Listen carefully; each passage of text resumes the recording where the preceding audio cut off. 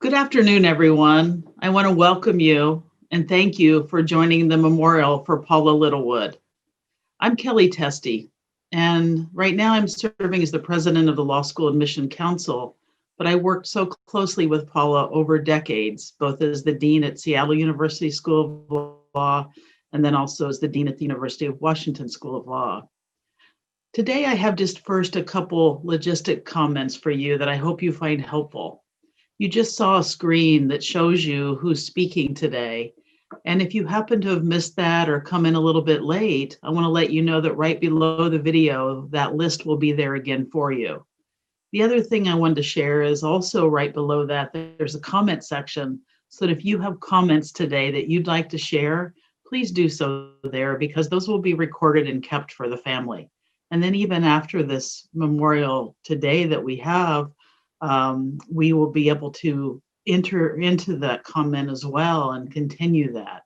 So please use that so that you can get your voice in this as well. As we start today, I want to just share that I miss Paula so much. And the work that we did together over the years was work of colleagues, and it was also the work of friends. And I want to say that more than anything, I admire Paula as a person. She is someone of such deep integrity and such commitment to all the right values that our world so needs. And in particular, Paula understood something that way too few people do understand, and also way too few people act upon. And that is that she understood that justice cannot have turf, that we cannot divvy up who gets access to justice and who gets to work for justice in our world, that we need everyone. And I think she was a visionary. I think history will show how much she knew where our legal profession needed to go to truly serve the public and to also truly be a system deserving of what we call a justice system. So thank you so much for joining today, and I'll be back with you as we close the program today. Hello, and thank you for coming to celebrate my mom's life. In case you don't know, I'm Sophie, Paula's daughter. My mom is by far the most incredible person I've ever known. She made me feel so loved and gave me the greatest feeling of security and warmth, and still does because I know she's always going to be part of me. I didn't even have to see her. Just hearing her gave me that safe and warm feeling. I remember waiting after school at LSA to be picked up, and all I had to hear were car keys clanging together and high heels hitting the ground, and I knew exactly who it was. When I think of my mom, there's certain things I think of first that really made her the Paula that we all knew. First would be she always had a giant smile on her face with so much joy and hope in her eyes no matter what was happening.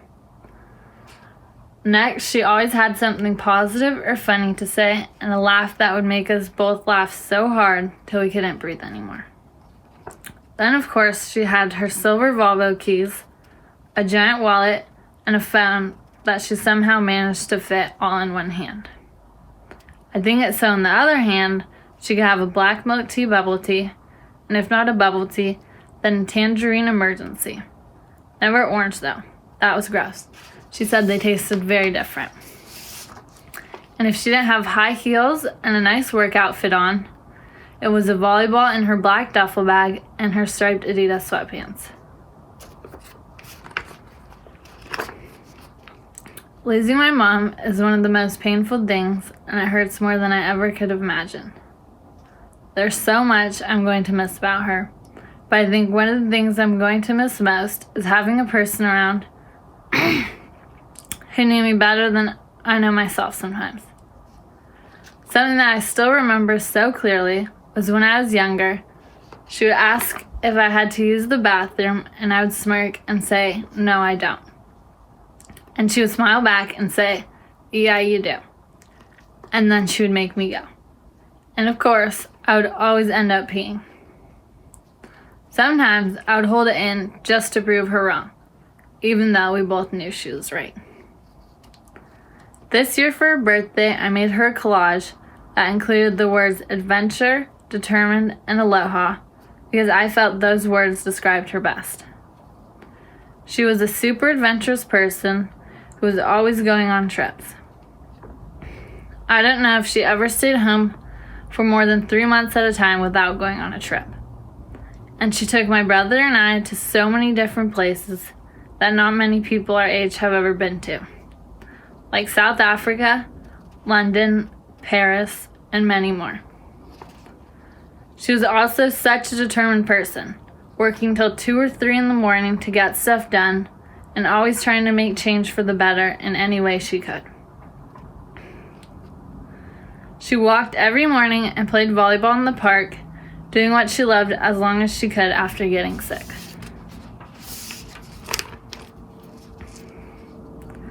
Even during the last few weeks of her life, getting to the bathroom to brush her teeth became a challenge because she would have to take a break after climbing up the stairs. I would tell her, "You should just go to sleep if you're so tired." And she would say, No, I got it, just give me a sec." And of course, she would brush her teeth. The last word was aloha. This word is generally used in a positive way. The spirit of the word aloha is to spread positivity, just like she did. She would say hi and chat with almost anybody and was a kind and caring human being. And of course, she loved going to Hawaii and being on what she called island time. I can't even count how many times she's been, but she loved nothing more than sitting by the pool, soaking up the sun, and drinking Mai Tais. That's why I think adventure, determined, and aloha represent my mom perfectly. She was also someone that lived every moment of her life to the fullest. Especially this year. She never dwelled on the fact that she got cancer. She just accepted it and went with it the best she could. During quarantine, I know it couldn't have been easy for her, but she kept a brave and happy face on and found the positive in every little thing and somehow made it look super easy. Whether that was making TikToks to celebrate her tumor markers going down, talking about how fun the nurses were, showing us about 100 of her favorite classic movies, or even teaching me how to drive. Even though 2020 sucked, I'm grateful for all the time I got to spend with her. Although she's not physically with us anymore, I feel her presence and energy within me every day, through the lessons she taught me and the values that she lived by. A big one being, if you're going to do something, do it all the way or don't do it at all. So basically just go for it 110%. She showed us this in so many different ways, whether it be as a mom, a volleyball coach, a kick-ass leader in any job she held, or a cancer patient. One of these examples that really stood out to me is when she became a volleyball coach. My mom was the head coach of 3 volleyball teams I was on, and a lot of people would think that was good enough, but she didn't. She wanted to keep improving and learning how to be an even better leader and coach for a bunch of teenage girls who shared her love for volleyball. Which, by the way, we can be pretty difficult to deal with sometimes.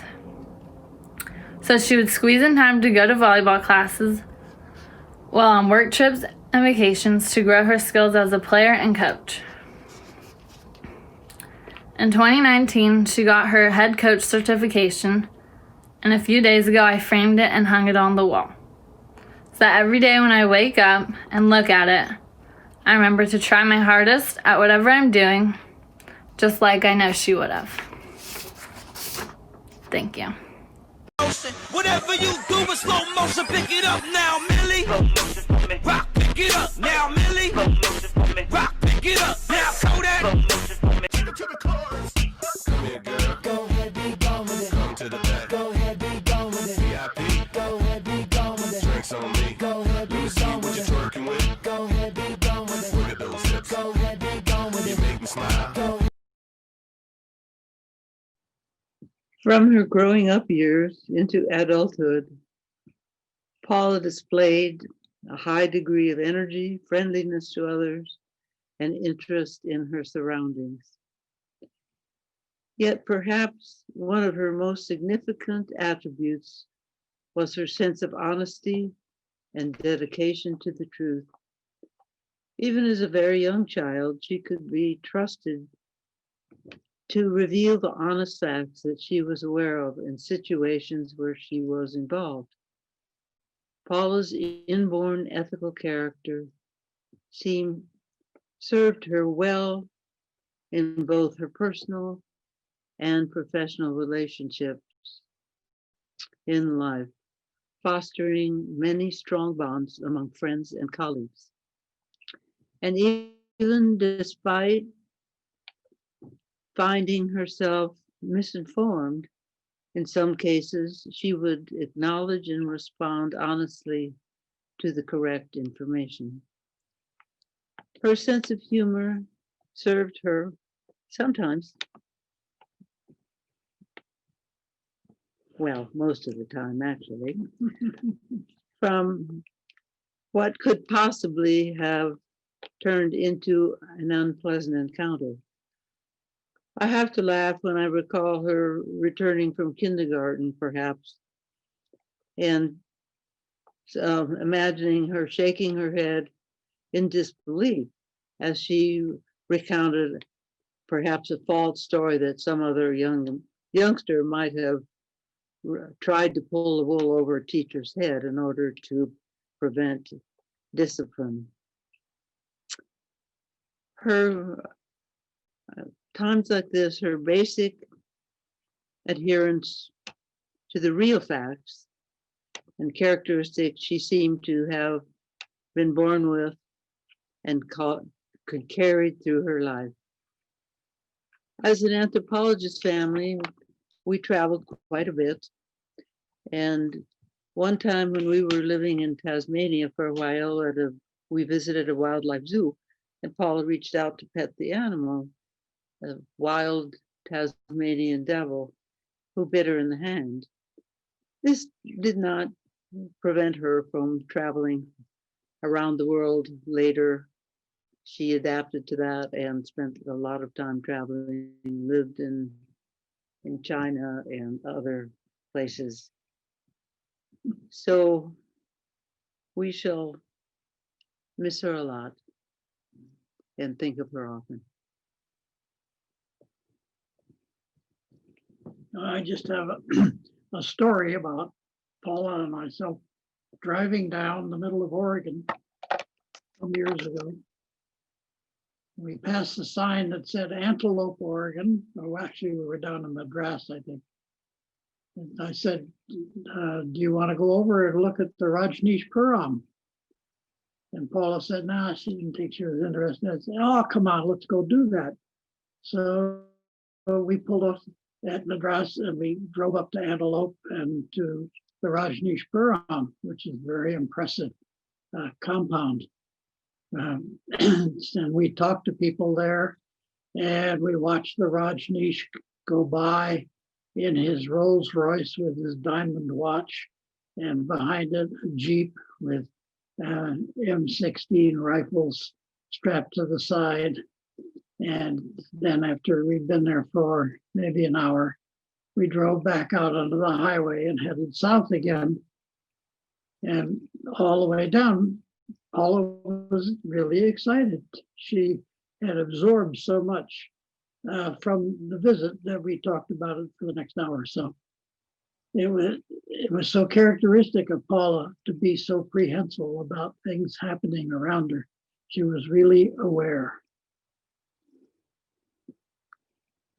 So we'd like to say,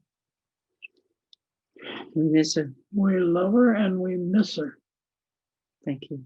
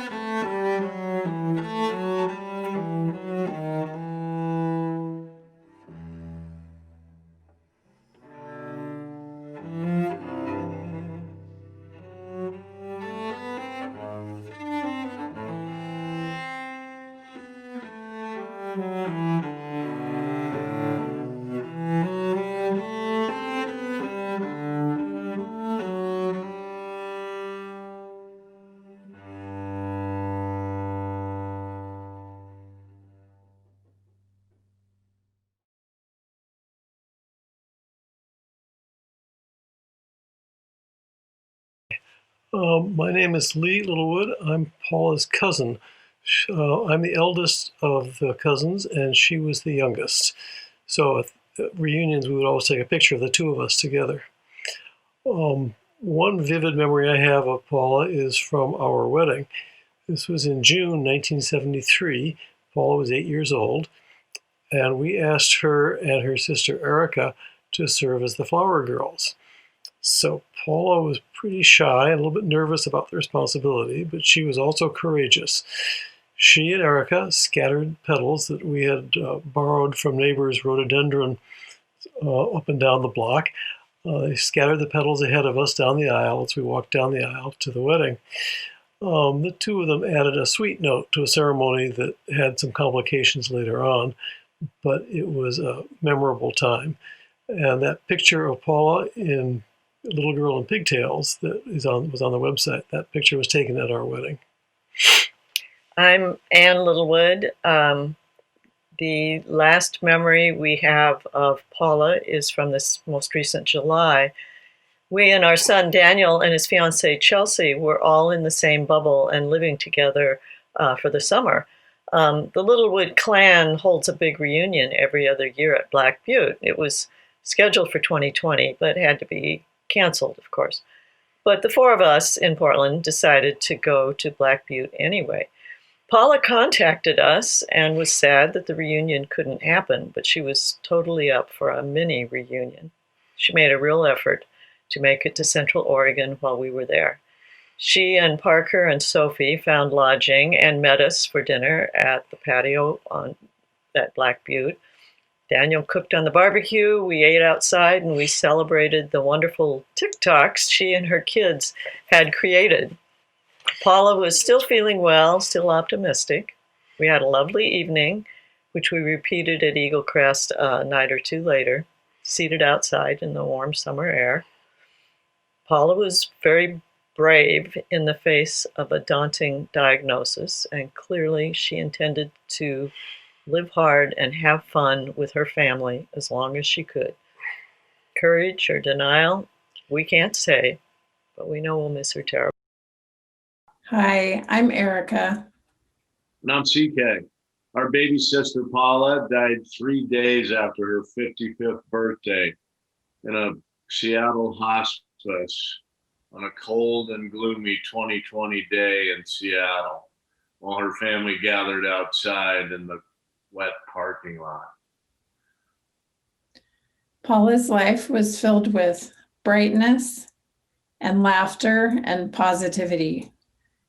And her optimistic outlook on life never wavered.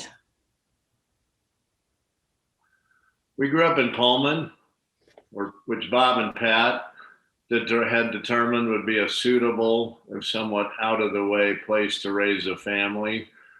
From this base of operations, we had many adventures, sailing and exploring the San Juan Islands, camping, skiing every winter, and most importantly, traveling the world while we were growing up.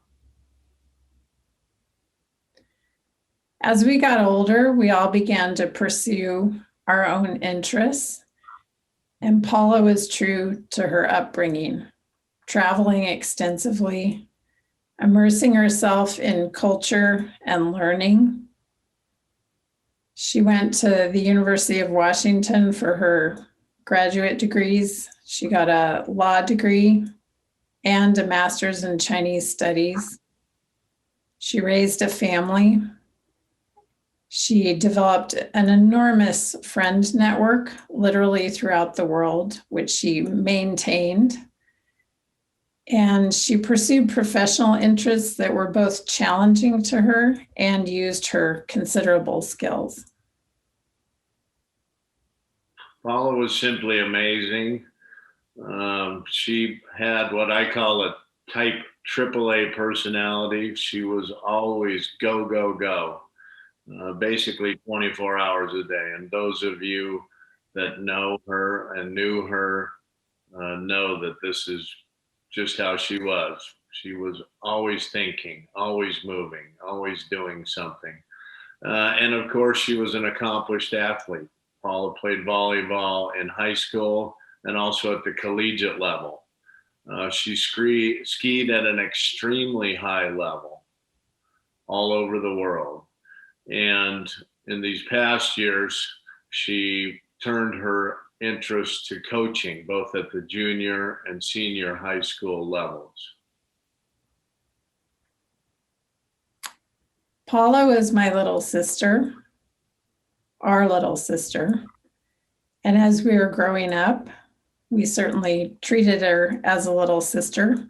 She learned from us, and she learned some things that were maybe a little unusual, like not always to trust the candy that we gave her because it might have dirt inside instead of chocolate, which Parker and Sophie like to remind us of that story, which Paula would tell to them often.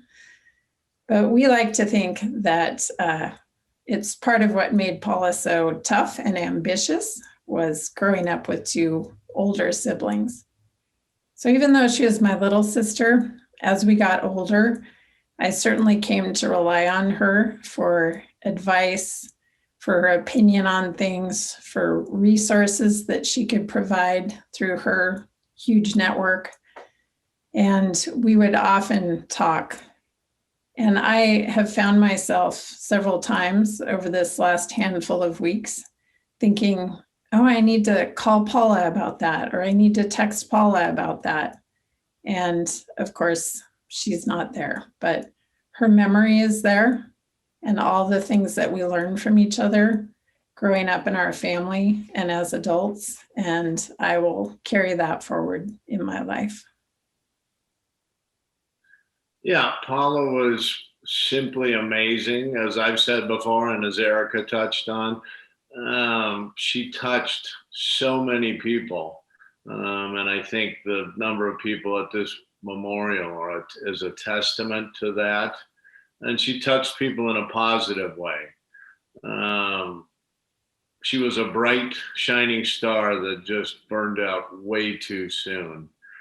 Our memories of her down here in San Diego are all fond memories. She would bring Parker and Sophie down here to the beach every summer for a couple of weeks. And I think it was a place where Paula could truly decompress because she had so much going on all the time. It was a joy to see her at the beach, just watching her kids surf and truly be able to relax in a beach chair in the sun and just kind of let things go. You can see behind me, this is Kendra's surfboard. It is a tribute to Paula with the pink "fuck cancer" rails on it. And we have it here in our living room. And it makes us think of her every day, which we will, of course, for eternity. Paula and I talked at length, as Erica had said. She was very communicative, always calling family, always calling friends, always calling colleagues. She would call me from her morning walks, which she took every day. She'd be huffing and puffing and just be checking on me, checking on the family, grilling me about coaching. We were both coaches, and she would always have questions, always want to know how she could be a better coach. I was truly impressed with her drive. I've been coaching quite a bit longer than she had, but she wanted to be the best, and she was the best. She started a high school volleyball program from the ground up all by herself. And I'm very proud of her in that way. And to be honest with you, she did it for a much shorter time than I did, but Paula was a much better coach than I will ever be. I would like to say to my mom and dad, we are all impressed with your strength and your courage. To lose your youngest child is just unimaginable to Erica and I, to anyone. No one should have to go through that, and your strength throughout this whole thing has lifted us up and we are eternally grateful for your strength and your courage and your wisdom. Just again, can't imagine what you're going through with the loss of Paula. I would like to shout out a few thank yous. First off to Erica, who really stepped up and took over. She is the executor of Paula's estate. She put her own life on hold to deal with this, and it is a tremendous amount of work because Paula had so much going on all the time. It is a huge mountain of work, and Erica has tackled it phenomenally and admirably, and we thank you, Erica. To Penny, Paula's great friend Penny, we couldn't have done it without you. You stepped in right at the beginning when this tragedy happened, and you helped us through the darkest times, organizing things, taking care of things when we were too distraught to do so. Penny, you are family. You are our family, and you always will be. Like to thank the University of Washington Law School for organizing this. We really appreciate everyone who's been involved. It takes a tremendous burden off of us, and also for establishing a scholarship in Paula's name. We are forever grateful to UW Law School. Like to thank Willie, Paula's ex-husband, my great friend. Willie is going through his own tribulations right now, and he stepped up even when in pain and sickness and took care of Paula, took her to appointments, was there for her, obviously there for the children, but going above and beyond to help make things as good, as easy as possible at the end for Paula. Like to thank Steve Crossland, Paula's friend these last many years.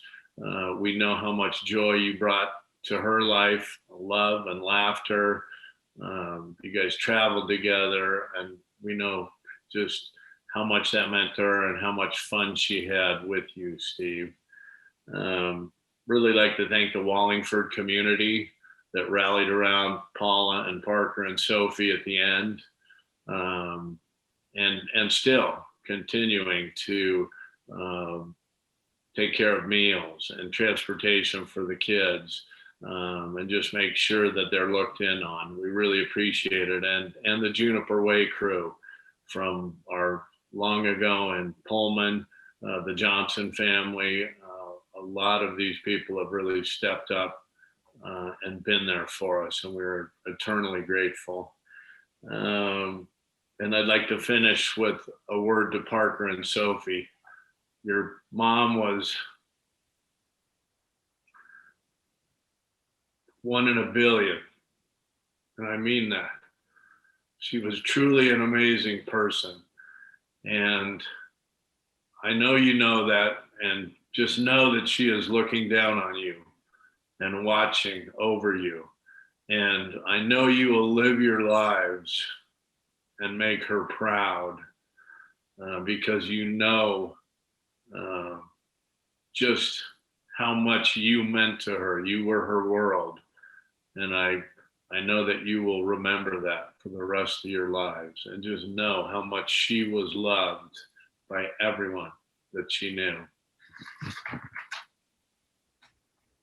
We want to thank all of you, her friends and colleagues and family, for loving and supporting our sister through her too short journey with us, and for loving and supporting us in this time since Paula has been gone. And Paula will live on in the memories of those who knew her, who loved her, even those who met her. We know people down here who met her once or twice and will remember her forever. She had that big an impact on people. She had an enormous web of connections throughout the world. And we know her spirit will live on and forever be present in her friends, her colleagues, and through her family. My name is Barbara Madsen, and Paula Littlewood was my friend. I'm honored to speak about Paula and the huge footprint that she made in this world. There are just so many ways to describe Paula. A mutual friend described her as a force of nature, and she was. But personally, I think Paula was Disneyland and NASA rolled into one. She was a visionary. She was excited by new frontiers, new ideas. She saw the future as it could be and should be. Getting there, that was a wild and exhilarating ride when you went with Paula. With Paula leading the team, the impossible was possible. If you could just see it, and if you had the spirit to hold on. Being friends with Paula was life-changing. Paula was the executive director of the WSBA when I was elected Chief Justice in 2009. We worked together very closely throughout my years as chief, and well beyond. There were exciting things happening in the world. Technology was changing the practice of law, opening all sorts of possibilities. New service delivery models, new regulatory rules, new ways of thinking about the law and what it meant to the people that it was supposed to serve.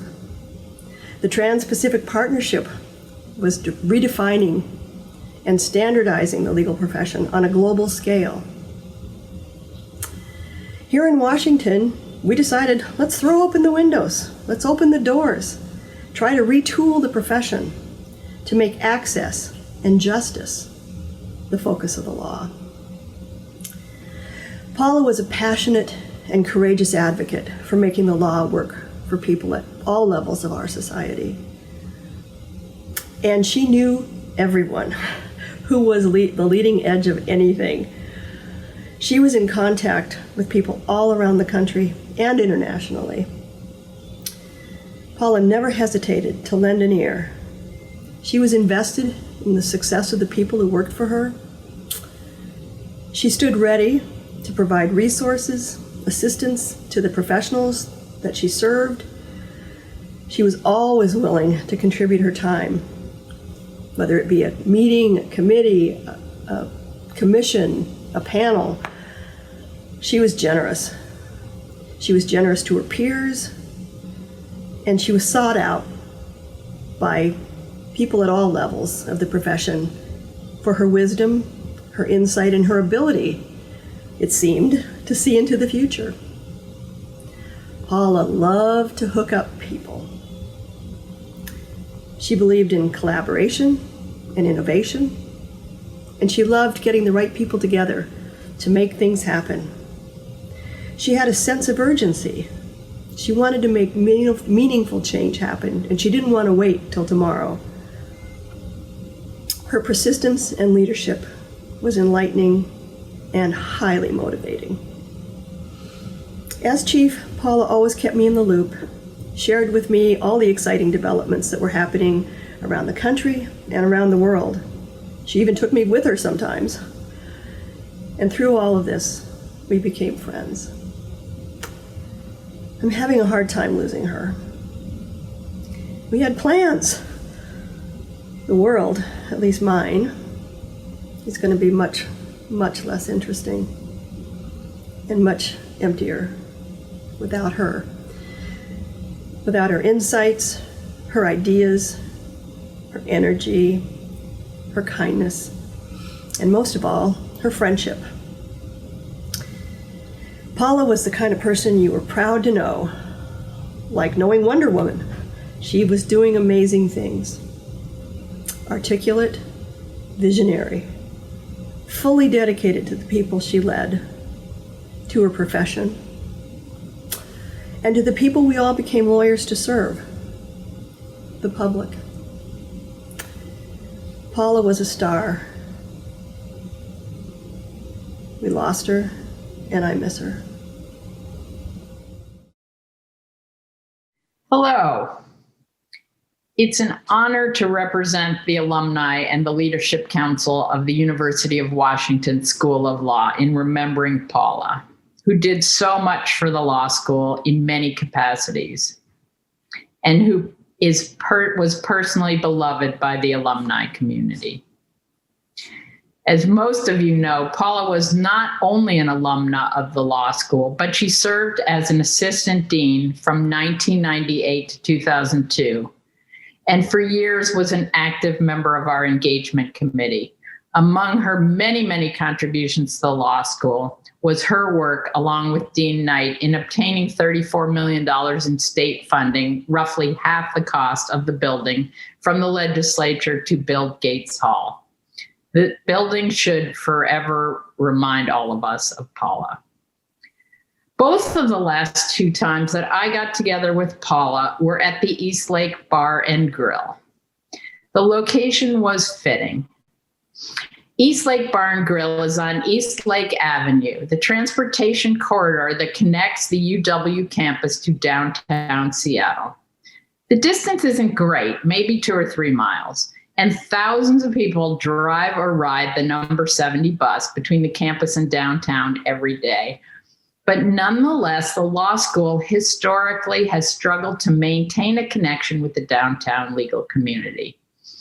Folks like Paula and also Kelly did much to change that through their efforts to establish programs like the Law Firm Annual Challenge, and by recruiting practicing attorneys to volunteer at the law school as mentors, moot court judges, and in many other capacities. What was unique about Paula's role was that she worked the relationship from both ends of East Lake Avenue, both as a member of the engagement committee and as executive director of the State Bar Association. As has been observed by others today, Paula was a visionary.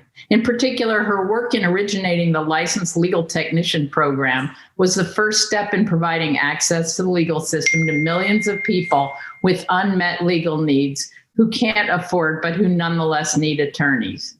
Launching the program was courageous and required overcoming opposition even by some members of the profession, but it was the right thing to do, as I think history will show. The last time I saw Paula in person was 10 months ago on March 20th, 2020, at the East Lake Bar and Grill. As we sat on the deck of the grill overlooking Lake Union, Paula delivered the terrible news of her cancer. But rather than seek my sympathy, she quickly turned to the topic that had prompted her to reach out to me in the first place. How could she be involved in helping the law school during her final months of life? She said that she wanted to make the most of her remaining time. That was Paula, constantly seeking to contribute.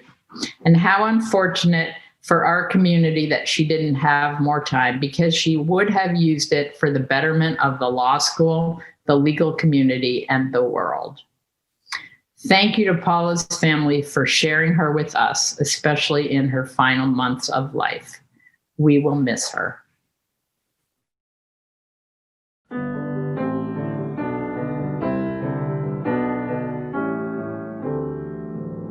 Blackbirds singing in the dead of night. Take these broken wings and learn to fly. All your life, you were only waiting for this moment to arise.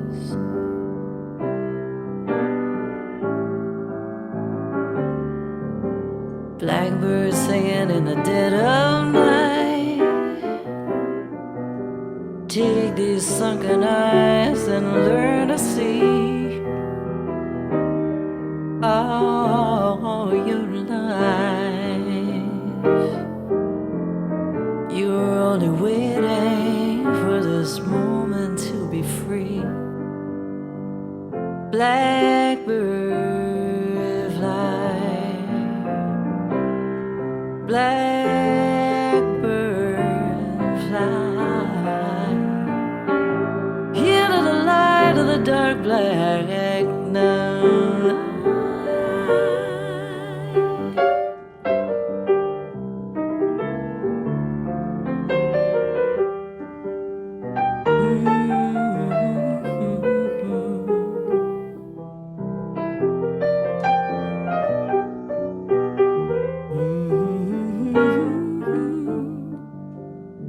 Blackbird fly. Blackbird fly into the light of the dark black night.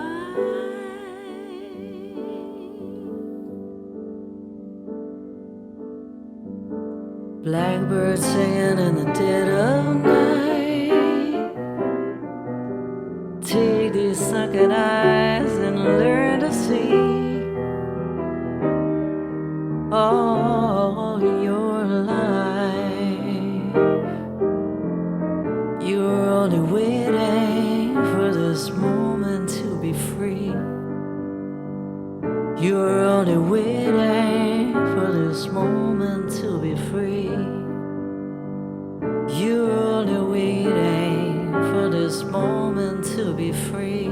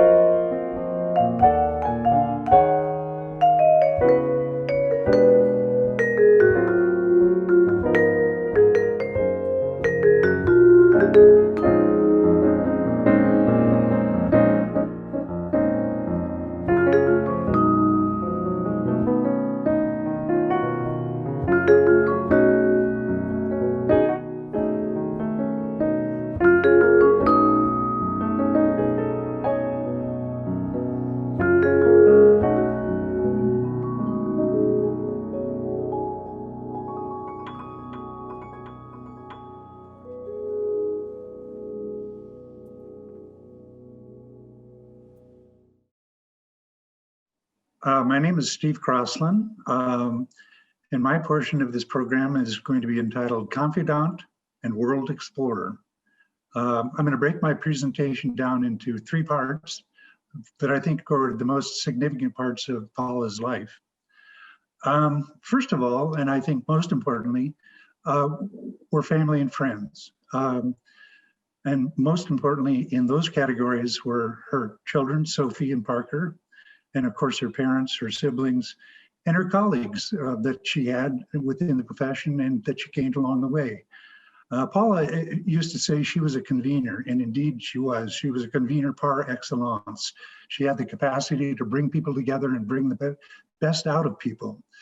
I had a Zoom meeting last week with 9 of her executive director comrades from Western states who all wanted to get together and reminisce and tell great stories about Paula. And one of the stories that was told was by the executive director from Alaska, who said she first met Paula at a meeting in Houston, and they'd done their work and they'd had dinner, and they were leaving to go to their rooms and go to sleep. And Paula stopped the woman and said, "Let's go have a drink."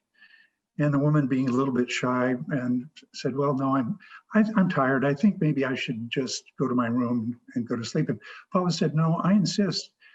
It's not so much for the drink. I just want to get to know you better."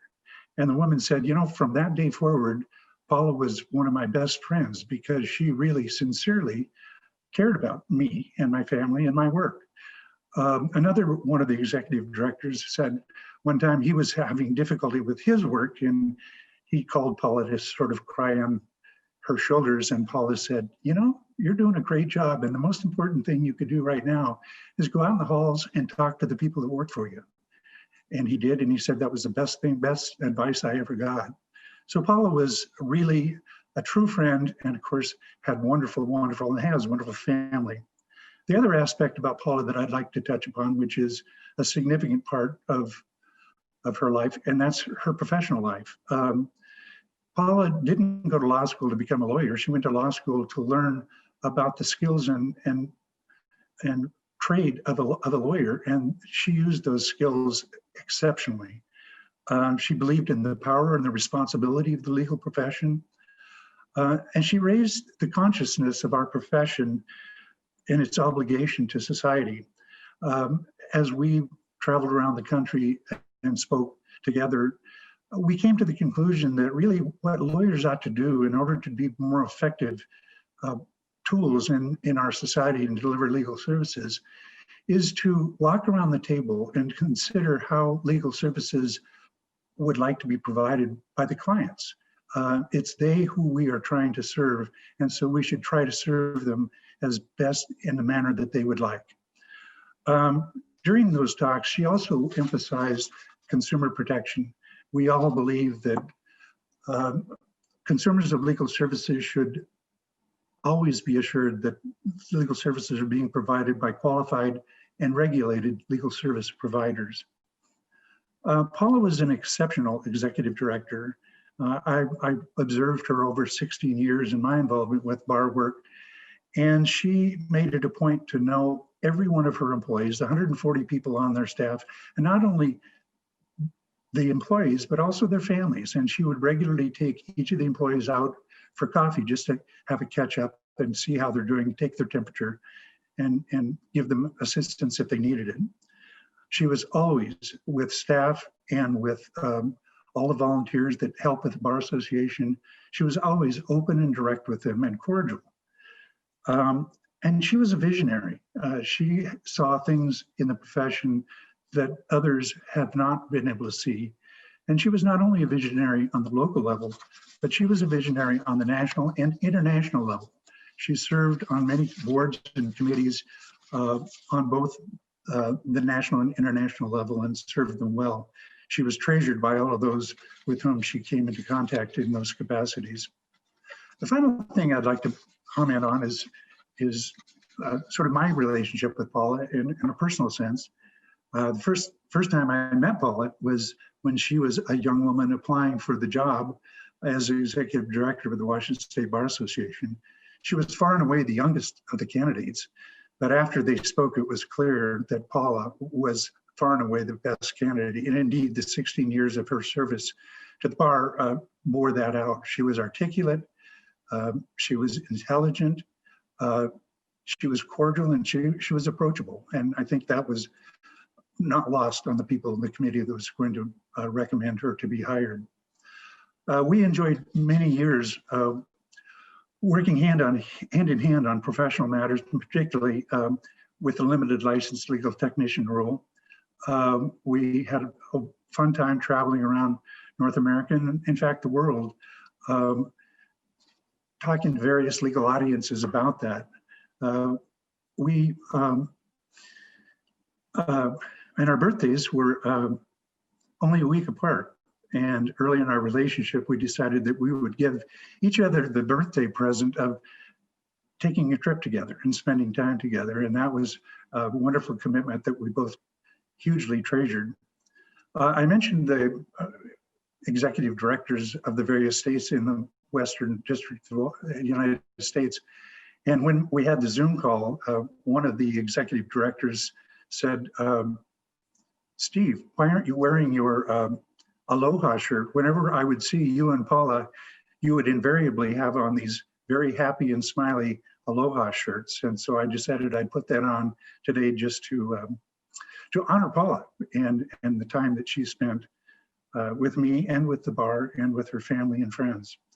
I treasured Paula's joie de vivre, her smile, her determination, her intelligence, her brilliant smile, and those bright blue eyes, and her love. We'll all miss Paula. Thank you. Hi, my name is Carla Kennedy, and Paula was my very best friend in the whole world.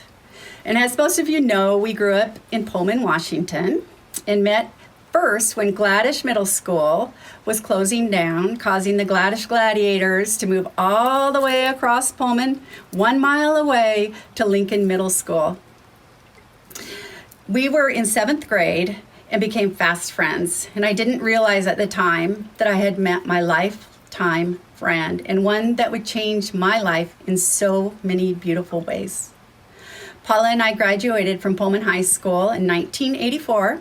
We had several adventures, from competing in Junior Miss Pageant, where Paula won the Academic Honors Award, to skiing at McCall, Idaho, and staying at the McCall Hotel with the old owners that would let us rent a room in high school. Go figure, right? Paula was also the smartest person I've ever known. And I knew this from the beginning. I was not quite her caliber. She would fly through all the classes with straight A's, and so many times I would ask Paula, hey, did you happen to complete the homework for chemistry? And of course she would say, yeah. And I would say, can I copy you? And Paula would smile and say, you got this, KK. You don't need my help. And I tried every kind of way to get her to slide me those answers. And she would just say, you can do it. You know how. And Paula would take the time to explain things to me with complete certainty that I was understanding. But little did she know, I was barely squeaking by. Once we graduated, Paula was off to Claremont and I attended WSU. And after her first year of university, she returned to Pullman for the summer break and somehow convinced me to pack up my little Capri and move down to Santa Barbara, California, so that we could be closer to each other. And the trip down there was an event in its own, using sign language out the car window to chat while driving. I mean, how did we ever get by without cell phones? So fast forward to Paula's schooling abroad. There was through the U.S. Postal Service, she convinced me to come backpack around Europe with her. And I had blind faith about how this would work and bought my Eurail pass. And she said $500 was plenty for our 6-week adventure. And one of our trip's highlights was when we had an exciting night out with some local kids from Rome.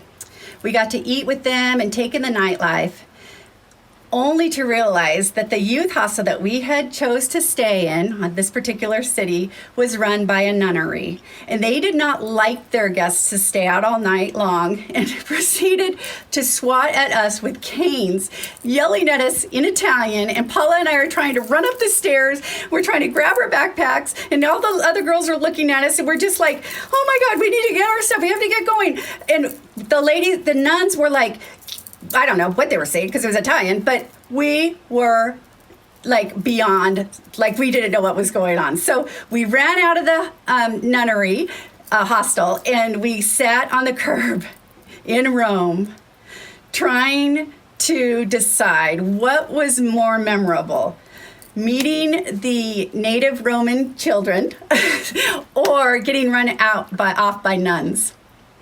So fast forward to 1989. Once again, Paula convinced me to save $500, buy a one-way ticket to Taiwan with an onward to Hong Kong to teach English.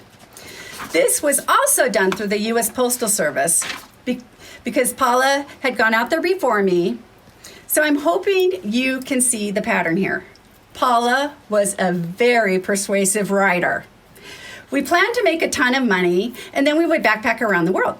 Unfortunately, we did not get to backpack around the world, but we did live in Taiwan for 2 years teaching English.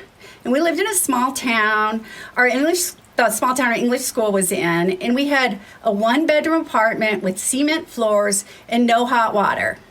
And we became very famous in this small town as the two American teachers living amongst their students.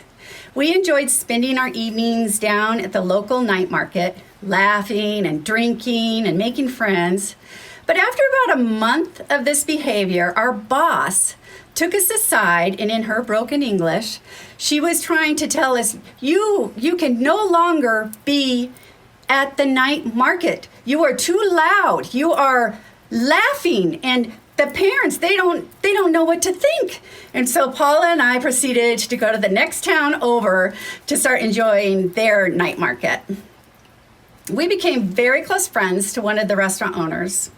And we attended family gatherings and were part of the birth of their first baby and relocation of their restaurant as their success grew.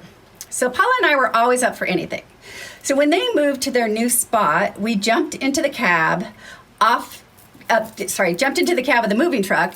Our friend's husband was driving, and he asked us through charades if we would hold the Buddha. And the Buddha was pretty heavy. It was, yay big, but solid. So we had no idea of the importance of the Buddha and how important the Buddha played in business and the success of the business. So we proceeded to share the heavy load by laying the Buddha across our legs. Well, let me tell you, that is not okay. So our friend screeched the truck to a stop. We're like falling forward. There are cars honking, mopeds, bike riders, just going around us. And he's like, put the Buddha upright, yelling at us, you can't have it. No, we don't know. So Paula and I, we had no idea what he was saying, but we knew that our actions might have indirectly caused their new restaurant to fail, but it didn't. They hopefully are still cooking delicious food to this day.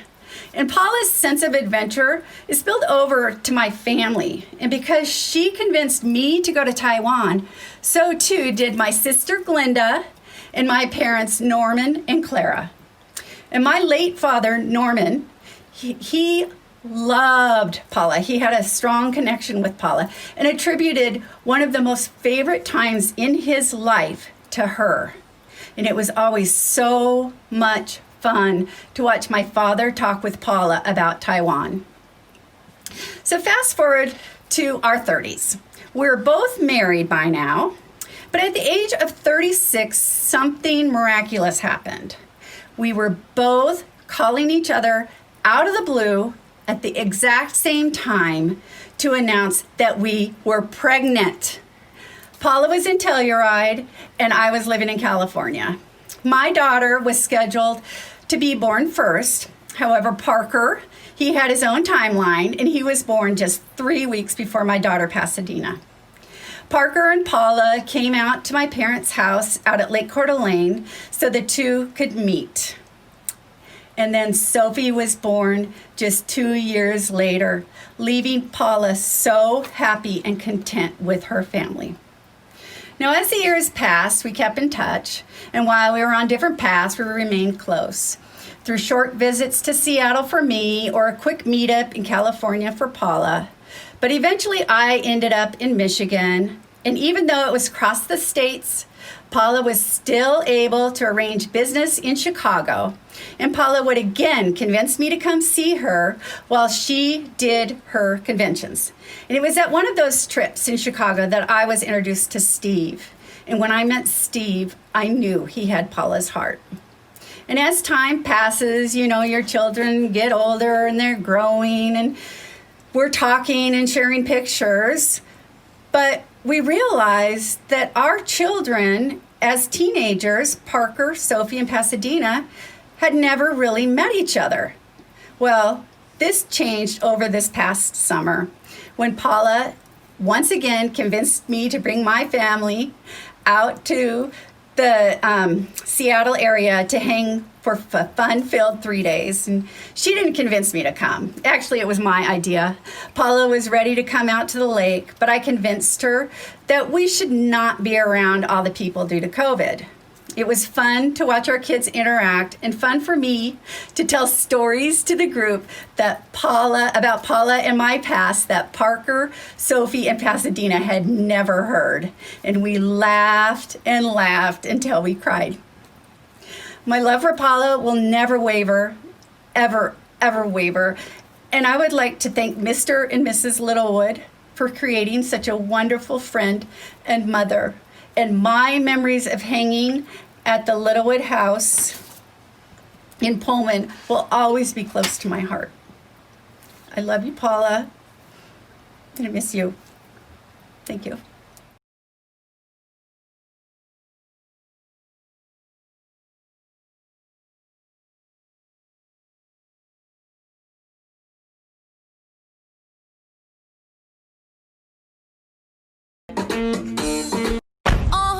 This my shit. All the girls stop your feet like this.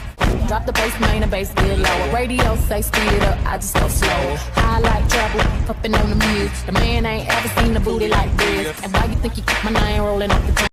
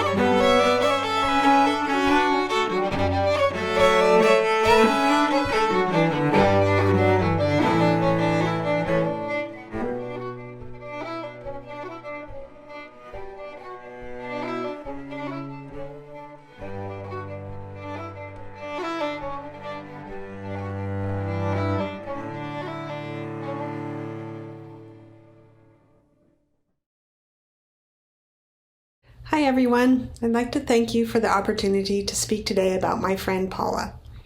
For those of you who don't know me, my name is Michelle Danisich, or Michelle Daries, as those of you who went to Claremont McKenna College knew me. Paula and I were roommates throughout our time at CMC, from our freshman year in Phillips Hall to our senior year at the CMC Senior Apartments. What most of you probably don't know is that Paula and I actually met a few months before we ever stepped foot on CMC's campus fall semester.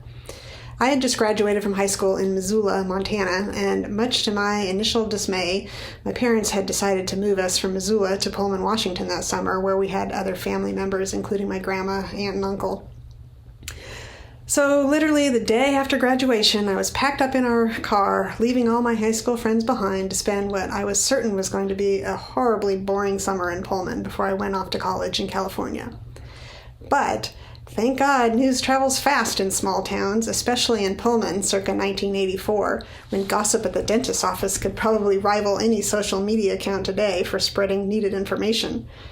So as my aunt is sitting in the dentist chair getting her teeth cleaned, she tells the hygienist about her niece who is spending the summer in Pullman before going off to college at CMC.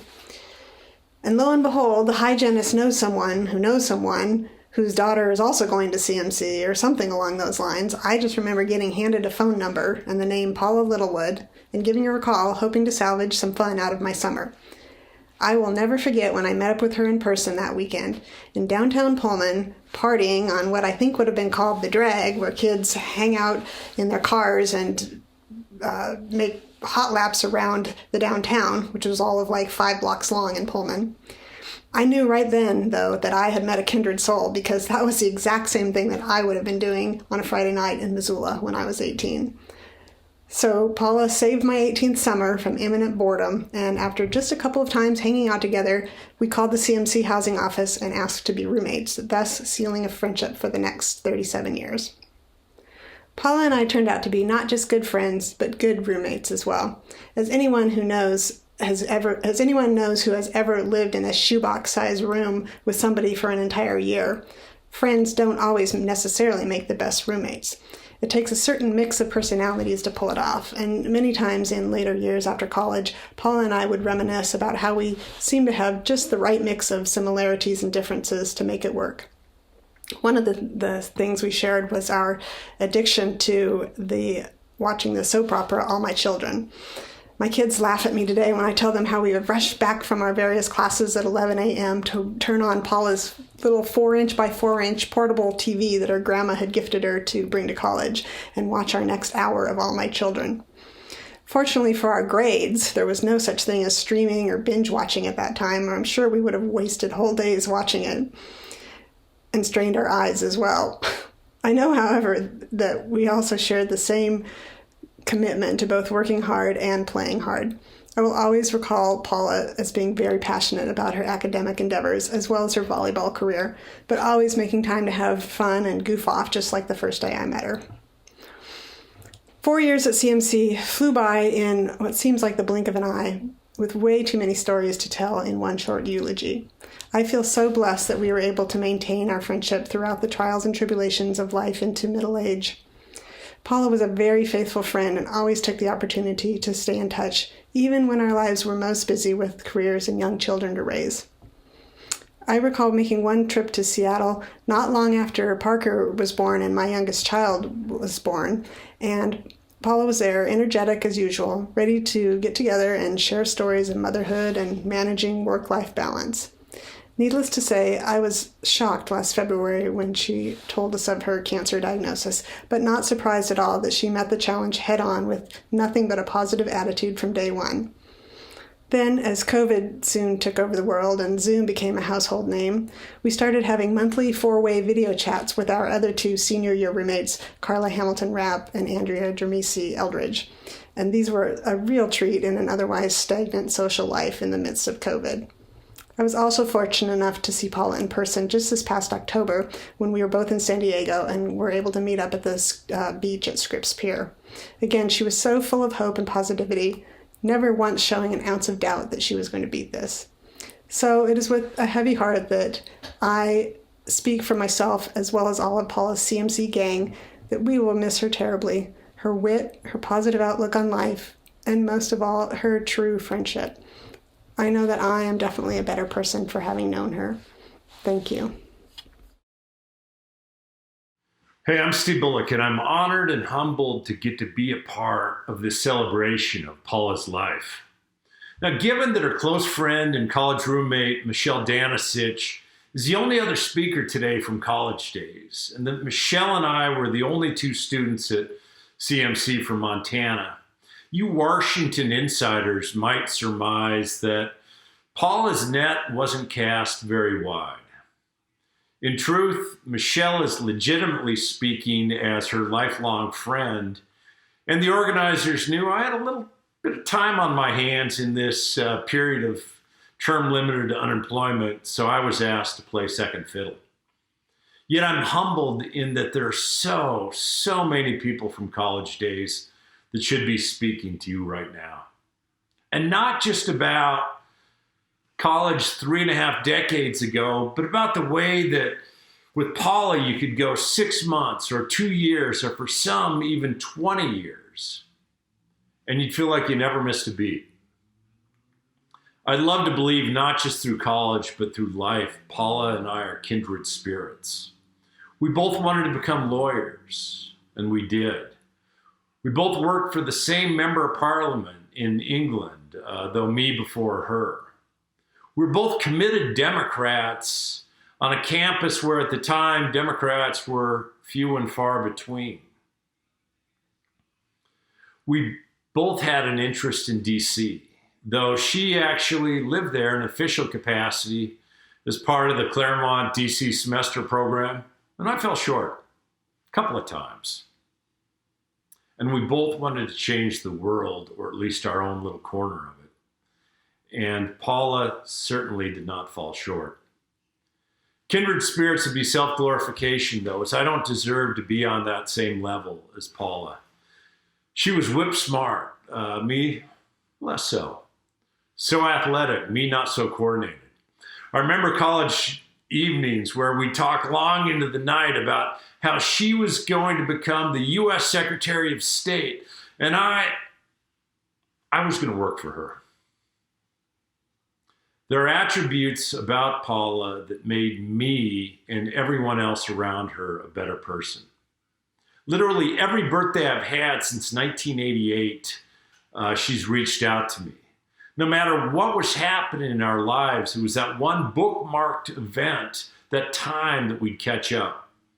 And for 30-some years, I somehow believed that we shared the same birthday. So when she was giving me her best wishes, I was giving her the same on the wrong day, in the wrong month.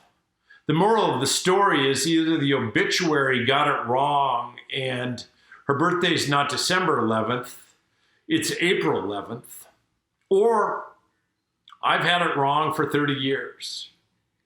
And surprisingly, she never corrected me. Paula always knew who she was and was confident and unapologetic about it. That may be one of the most important attributes that we can all take and learn from her life to incorporate into our own. She never put on false pretenses. She would tell things exactly and actually how they were, and not allowing the simplicity of shallowness in exchanges. And she'd hold friend and foe accountable, including me. You know, even in times of difficulty in Paula's life, I never experienced despair or self-pity. Sometimes a bit of wonderment about how others can so disappoint, but that was left to a passing statement, and then she'd return to her optimistic and sunny self. She was guided by a clear moral compass, and again, when people fell short, it was more wonderment than it really was disappointment. Parker and Sophie, I've heard so much about you, even from those embarrassing toddler days, and about how proud your mom was of you. And I hope you're equally proud of her, and not just for the TikToks, rather for the example she afforded all of us in how to live, how to love, how to be passionate about things that matter, and how to stand up to anyone that might not follow the same moral compass. Allow me to be blunt. 2020 sucked. Losing Paula in our lives leaves a significant void. And our loss of Paula to pancreatic cancer, I think it's also a bit of reckoning for all of her classmates and her friends. Mortality isn't some distant and foreign concept. It's real and it's raw. I hope we all use this opportunity not only to celebrate Paula's life, but to recommit to how each of us should live and to commit to learning from her example. I love you, Paula. Well, I want to thank you all so much for being with us today. And I know that being together like this is not exactly what we all think of when we think of together, but honoring Paula is so important to me and to all of us. I know that it's the best we can do in this kind of time we're in. Now, as we close today, I want to remind you of two things. One is that if you have comments that you'd still like to share, you can do that in the area right below the video. The other thing I want to remind you of is you saw that there are two funds set up. One to help Parker and Sophie, and I hope you'll consider that. The other is a scholarship fund at the University of Washington School of Law to help another student become a great lawyer like Paula was. So please keep those in your thoughts and consider investing in those today. Thank you for being with us. I want to ask you all, keep working for justice, keep being good to one another. That's what Paula would have wanted. And thank you all, and please keep well.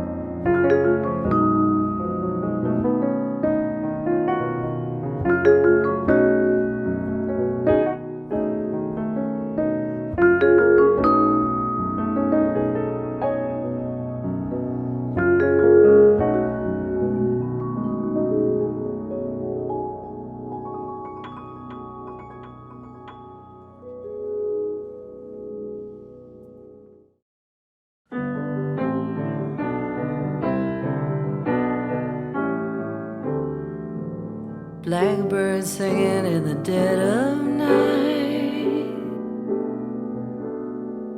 Take these broken wings and learn to fly. All your life,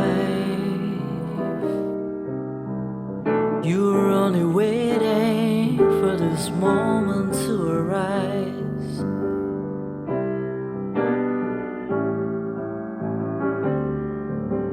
Blackbirds singing in the dead of night. Take these sunken eyes and learn to see. All your life, you're only waiting for this moment to be free. Blackbird fly, blackbird fly, into the light of the dark black night.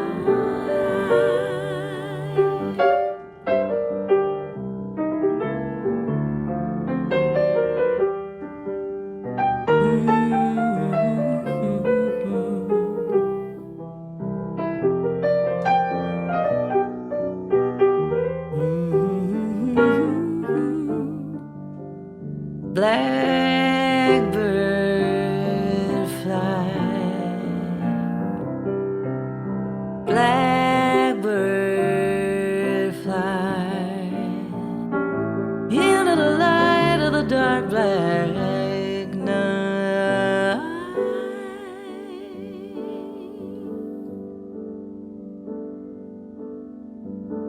Blackbird singing in the dead of night. Take these sunken eyes and learn to see. All your life, you're only waiting for this moment to be free. You're only waiting for this moment to be free. You're only waiting for this moment to be free.